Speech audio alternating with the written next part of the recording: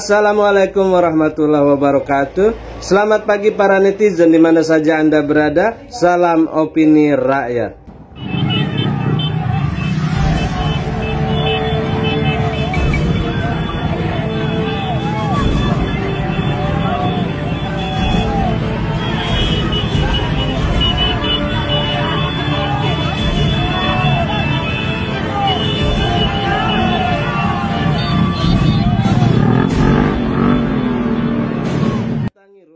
Sebuah video memperlihatkan seorang petugas keamanan Pantai Indah Kapuk atau PIK Jakarta Utara melarang nelayan setempat untuk berlayar di kawasan PIK. Padahal laut itu bebas untuk diarungi oleh siapa saja, asalkan berada di wilayah negara sendiri. Saya nggak ngerti, Masnya boleh kesini dulu nggak kita bicara? Saya tidak mengerti kenapa Mas mengikuti kapal kami. Punya apa Pak? Petugas dari mana Pak? Pantai Indah Kapuk. Ini tidak bebas, jadi ini punya Pantai Indah Kapuk lautnya. Nelayan mau kemanain lo? Nelayan mau kemanain? Loh, ini apa? Mendekat saja nggak boleh kamu. Kamu Mas, merampas hak nelayan kalau begitu. Ini yang dilakukan beberapa kali terus membunyikan sini. Padahal ini adalah laut milik negara kesatuan Republik Indonesia. Kita bebas untuk kemudian mengarungi laut kita sendiri, tapi dikatakan tadi adalah keamanan dari pihak Pantai Indah Kapuk yang tidak memperbolehkan untuk kapal nelayan pun mendekat begitu Pak. 33 desa di Tangerang akan digusur untuk dijadikan sebagai kawasan PIK 2. Sedikitnya 12.000 hektar lahan termasuk persawahan teknis di 3 kecamatan di Kabupaten Tangerang, Provinsi Banten akan digusur menjadi areal perumahan. Wilayah itu masing-masing terletak di Kecamatan Kronjo, Tanara, dan Kecamatan Tirtayasa. Dari 3 kecamatan yang berada di pesisir pantai utara Kabupaten Tangerang itu, 33 desa diantaranya akan dijadikan sebagai proyek pembangunan perumahan mewah. Proyek yang dikelola oleh Agung Sedayu ini merupakan kelanjutan pengembangan Pantai Indah Kapuk PIK 1 di wilayah DKI Jakarta. Di Kecamatan Lebakwangi Kabupaten Serang dan 3 kecamatan di Kabupaten Tangerang. Di Kabupaten Tangerang terdapat 3 kecamatan yang akan terkena proyek ini, masing Kecamatan Pontang, Tanara, Kronjo dan Kecamatan Tirtayasa. Di Kecamatan Pontang, sebagian daerah-daerah yang akan tergusur yakni berada di Desa Bolang, Kencana Harapan, Pegandikan dan Purwadadi. Selanjutnya di Kecamatan Mekar Baru, sebagian yang akan tergusur yakni terletak di Desa Keserangan, Kelapian dan Kubang Puji.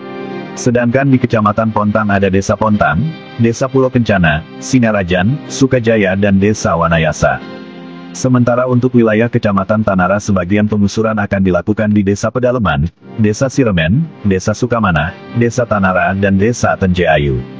Untuk wilayah Kecamatan Tirtayasa, sebagian desa yang akan terkena gusuran proyek pembangunan rumah mewah tersebut, masing-masing di Desa Alang-Alang, Kamanisan, Kebon, Kebuyutan, Laban, Lontar, Pontang Legon, Puser, Samparwadi, Sujung, Susukan, Tengkurak, dan Desa Tirtaya. Kawasan yang sebelumnya sebagai hamparan pantai dan persawahan teknis di Kabupaten Tangerang tersebut, beberapa di antaranya sudah dijual oleh pemiliknya dan juga sudah dilakukan pekerjaan oleh pihak Agung Sedayu. Di daerah Kronjo umpamanya, pihak pengembang sudah mulai melakukan pekerjaan pengurukan menggunakan alat-alat berat dan truk dalam ukuran besar. Saidi, salah seorang warga setempat, mengaku, lahan sawahnya sudah dijual beberapa bulan lalu. Sawah warisan Si, terus dibagi dengan beberapa orang ahli waris, katanya dikutip Sabtu tanggal 25 Agustus tahun 2024.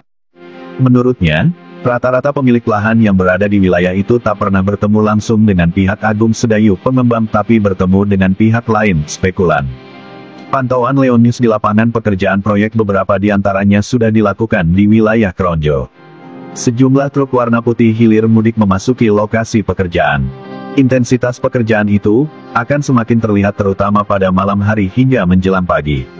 Supaya nggak terlalu mengganggu lalu lintas aja, kata salah seorang pekerja.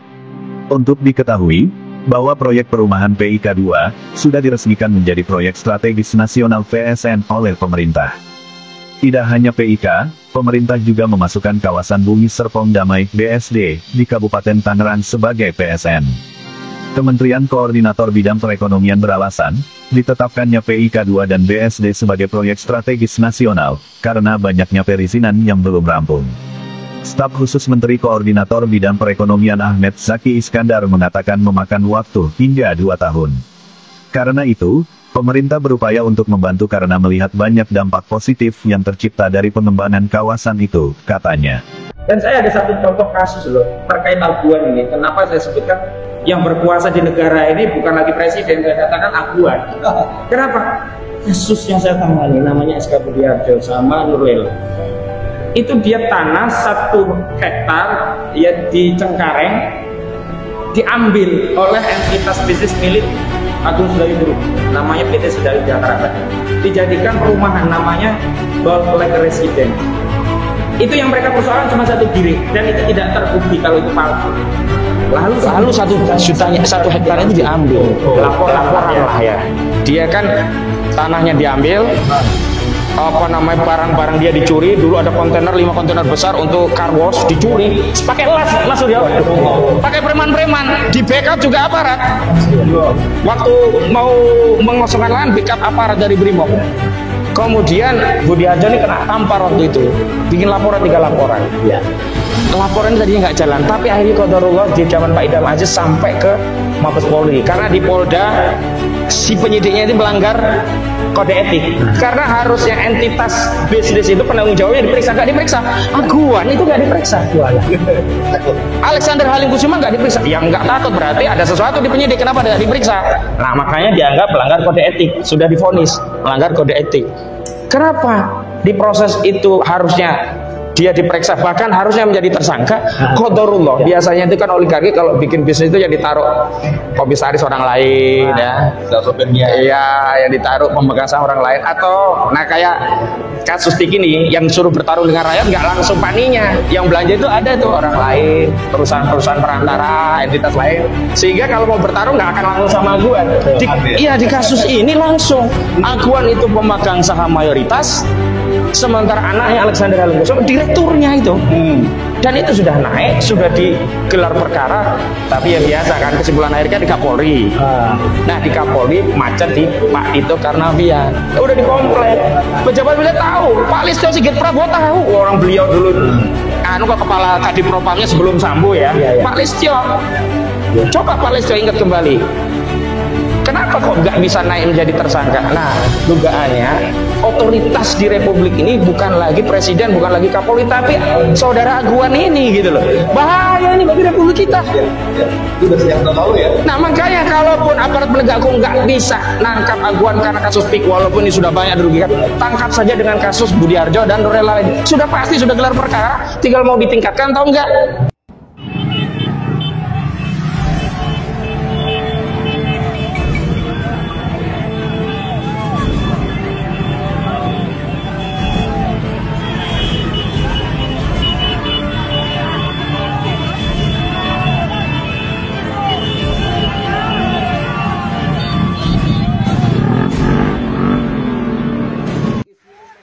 Tadi kita berjalan ke sini ya, Bu Menung, rekan-rekan ASN.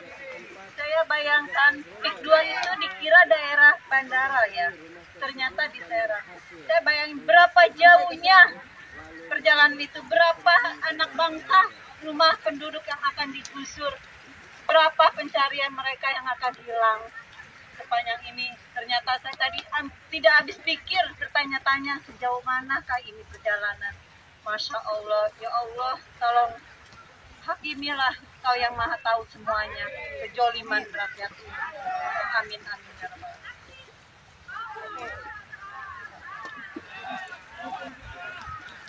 Assalamualaikum warahmatullahi wabarakatuh. Waalaikumsalam. Hari ini kita ada di kami jauh-jauh dari Jakarta selama 2,5 jam perjalanan untuk melihat Pulau Cantik yang sudah dikuasai oligarki. Kami pun tahu bahwa mereka memeras, membeli tanah ini dengan penawaran harga yang sangat-sangat murah. Benar-benar zolim. Begitu pun belum dibayar, mereka hanya dijanjikan.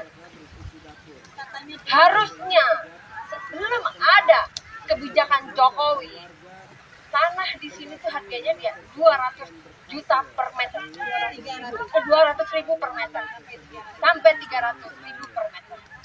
Tapi ketika Jokowi membuat kebijakan, ketika dia sudah mau lengser, dia membuat kebijakan yang tanah di sini hanya 30